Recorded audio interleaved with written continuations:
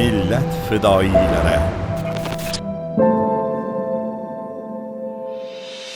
Kichik serjant Ulug'bek Barnoyev Abdullayevich 1978-yil 1-noyabr kuni Samarqand viloyatining Kattaqo'rg'on shahrida tug'ilgan. U 1997-yilda muddatli harbiy xizmatga chaqirilgan. 1997-2000-yillar yangi tashkil etilgan maxsus operatsiyalar batalyonida shartnoma asosida harbiy xizmatni davom ettirgan. Kichik serjant Ulug'bek Barnoyev 2000-yil Surxondaryo viloyatining tog'li hududlarida mamlakatimiz tinchligini buzishga qaratilgan tahdidni qaytarishda jasorat ko'rsatgan. 4-avgust kuni xalqaro terrorchi jangarilar bazasiga to'satdan hujum uyushtirish davomida guruhni pulemyotdan qo'llab-quvvatlash vaqtida yaralanib, mardlarcha halok bo'lgan. O'zbekiston Respublikasi Prezidentining tegishli farmoniga muvofiq marhum kichik serjant Barnoyev Ulug'bek Abdullayevich jasorat medali hamda bir qator esdalik nishonlari bilan taqdirlangan. Uning xotirasini abadiylashtirish maqsadida o'zi o'qigan maktabiga uning byusti o'rnatilgan.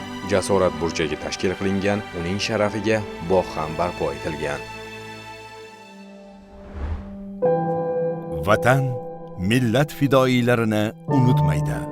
Ularning xotirasi qalbimizda mangu yashaydi.